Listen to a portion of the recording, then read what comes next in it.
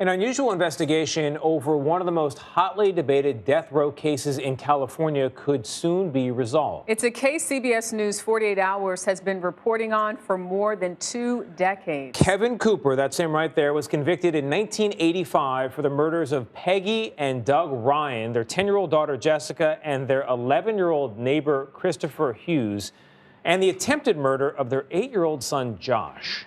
Cooper has always maintained his innocence. Last year, California Governor Gavin Newsom appointed an independent law firm to conduct an innocence investigation for his case.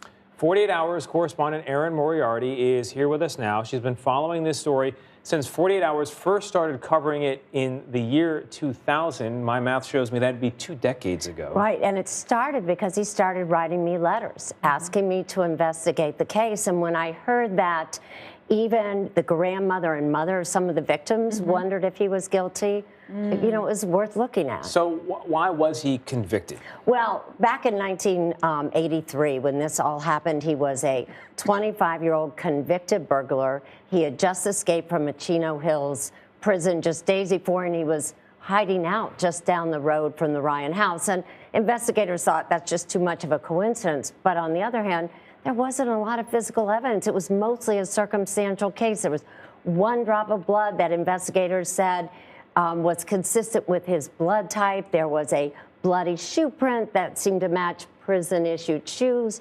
I mean, it was mostly circumstantial. Wow. And you know, if you're on the run, as you said, he escaped, why would you want to create a ruckus like a quadruple homicide? Very good point, because, in fact, investigators, their theory was that he was the sole killer, number one, and that he needed to steal the family's car and money to get away. The problem is the family's station wagon was sitting in the driveway with the keys in it.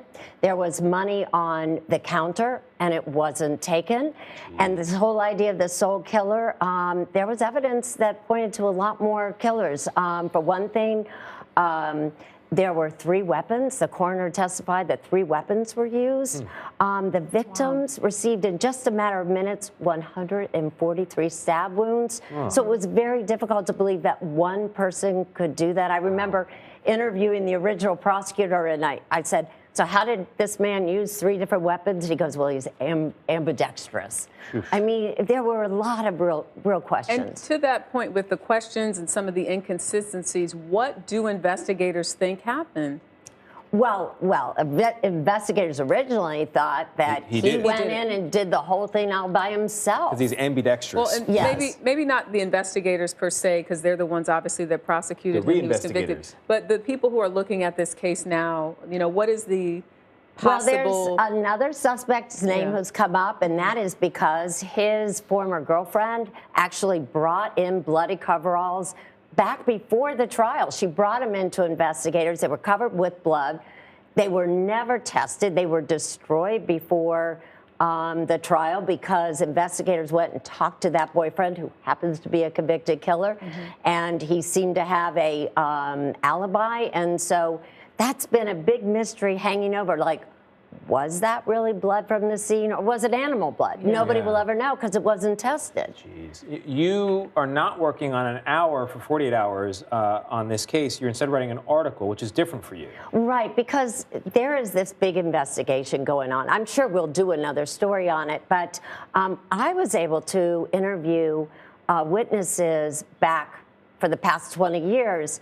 And many of them are dead, the most crucial witnesses. And so these new investigators are doing this complete investigation, and they can't talk to them. And so we were hoping that by doing this extensive article and linking the most recent show that we did, that's another resource for these investigators. We're journalists. We want a light shed on this case, whichever way it happens. Kevin Cooper now is 64 years of age. He was 25 when this happened. He's 64. He's on death row. And this will mean everything. The governor, depending on what this report says, the governor could grant him clemency, could commute a sentence, or just leave him on death row. If I could really quickly, what was this like for you, covering a story with someone's life on the line for so long? Well, it's been very difficult. He came within 3 hours of being executed. And that's hard. You get to know someone, you know people on both sides of this story, and you want to resolve it for the victim. You do. Yeah. I imagine you also want to resolve it for yourself. You've been invested in this. I mean, you know it deeply. You may know it as well as these people reinvestigating it on behalf of Governor Newsom. And you've seen a lot of stories like this. If you feel comfortable, do you have a feeling as you write this all out about what direction it should go? Well, I have to say that Kevin Cooper is one of the brightest men I've ever met. He was the one who first came to me saying, I want DNA done. And I kept telling him at the beginning, be very careful. If the DNA points to you, you're done. And he would say, no, it won't. There were some tests that did, but then he and the defense said though that evidence had been planted. So I want it resolved. I want it resolved for everybody, but mostly for Kevin Cooper. Absolutely, yeah. All right. Can't get time back, but you can get his name cleared if that's what the case deserves. Erin, thank you very much. We appreciate it. Thank you.